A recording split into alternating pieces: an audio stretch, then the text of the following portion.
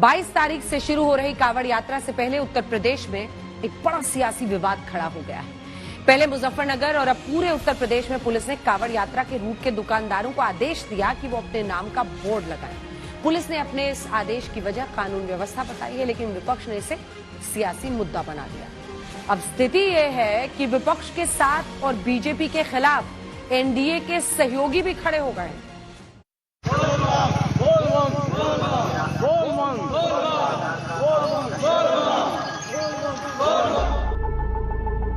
जितने भी मुसलमान रहते हैं यहाँ से वहाँ तक सब उनकी सेवा ही करेंगे हमेशा।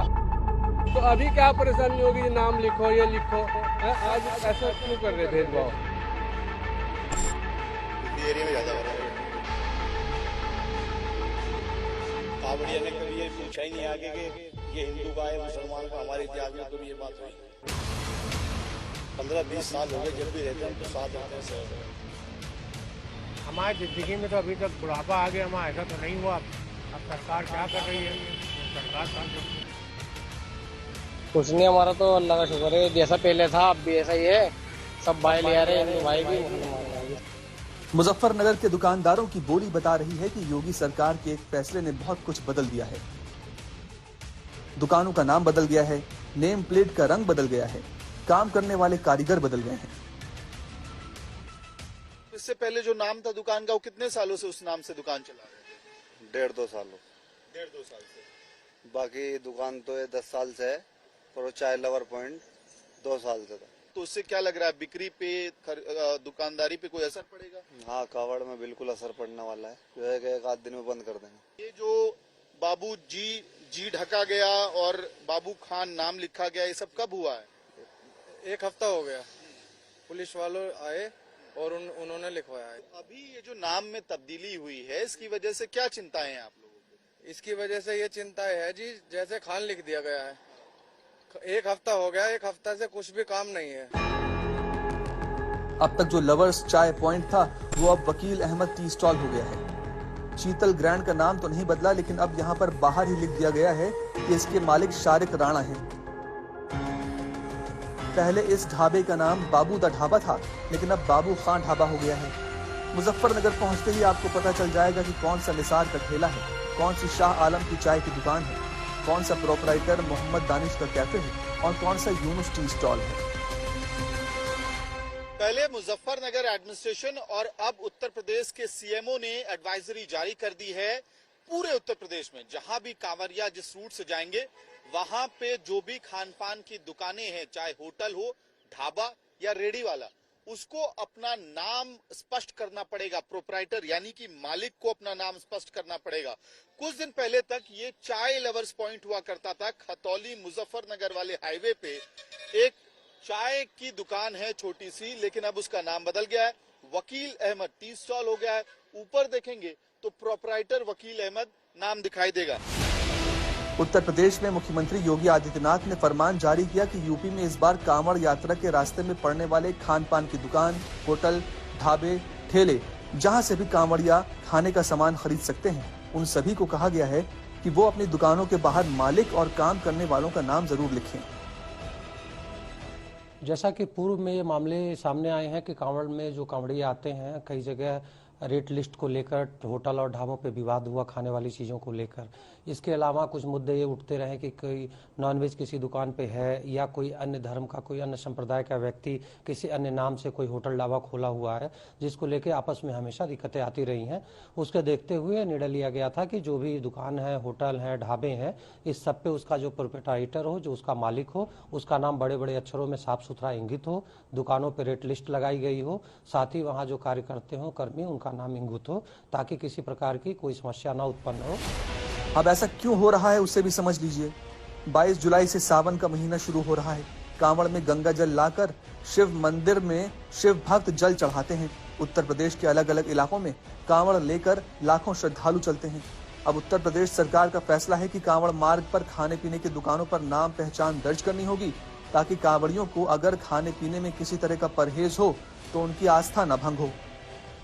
ये राज्य सरकार का दायित्व बनता है और राज्य सरकार ने अपने दायित्व का निर्वहन किया है, मैं समझता हूं। इस पर किसी को प्रश्न नहीं करना चाहिए। विपक्ष भी जाके कांवर लेके जाए और बढ़िया जाकर के भोले बाबा को जल चढ़ाए। जो बुद्धि में विकृति आई है वह विकृति खत्म हो जाएगी। और जो सवाल उठा रहे हैं, मुझे लग रहा है कि उनको सवाल जो उठाने का काम है वो केवल शुद्ध रूप से मुस्लिम तुष्टीकरण की राजनीति कर रहे हैं। इसके अलावा उनका कोई विजन नहीं है, कोई मिशन नहीं है। वो ये कांवर यात्रा की पवित्रता को प्रभावित करने के लिए इस प्रकार के बयान दे रहे हैं। ये आप लोग बेवजह की इस तरह की बातें करें, इसमें कोई हिंदू मुस्लिम की बात नहीं है। सरकार ईमानदारी से व्यवस्थाओं को पारदर्शिता के साथ आगे चला रही है।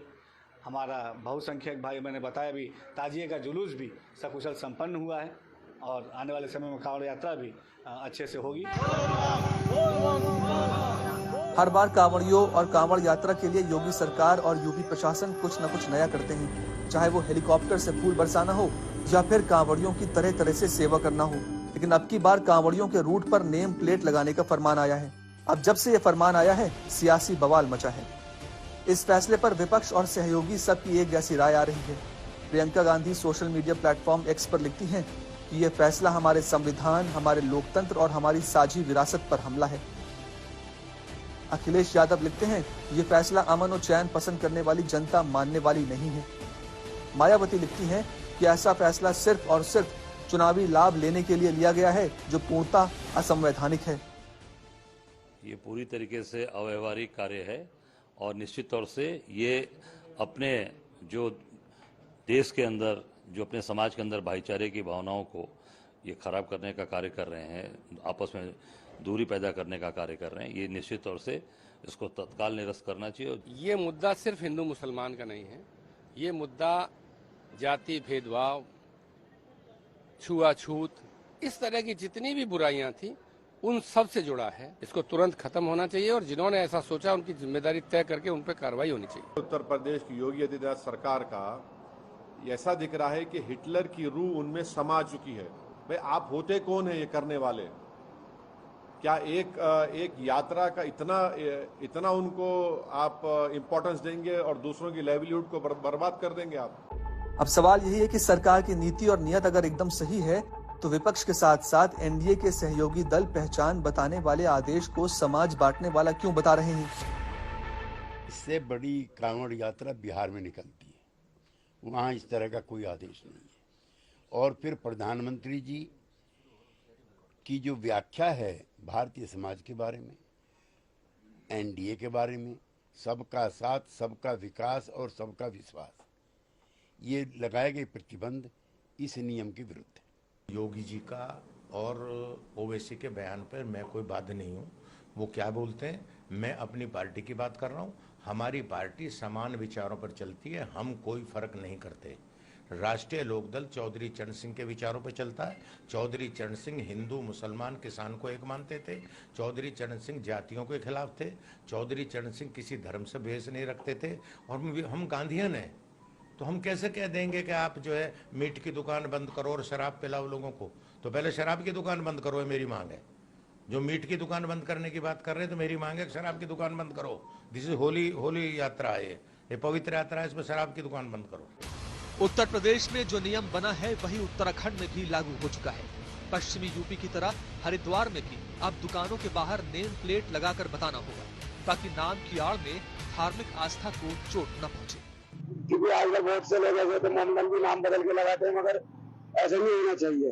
अभी हमारे भोलेनाथ की यात्रा है, इसको अच्छे से चलाएंगे और अच्छी से सेवा करेंगे भी। वो आदेश है कि अपने नाम की लिस्ट लगाए, बैनर बनवाए, उस पर अपना फोटो लगाए, जिससे कि लोग जो अपनी पहचान छुपाने के लिए नाम बदल देते हो, तो ऐसा नहीं करना चाहिए। अच्छी चीज है भैया, अपनी पहचान छुपाना, कोई वो तो है नहीं, कुछ गलत काम तो कर नहीं रहे हम की पहचान छुपाएंगे। अच्छा है, लगा लेंगे हम भी आज। वजह चाहे उपचुनाव में जीत की रणनीति हो या फिर आस्था, मुख्यमंत्री योगी आदित्यनाथ के इस फैसले पर सियासी संग्राम छिड़ा है।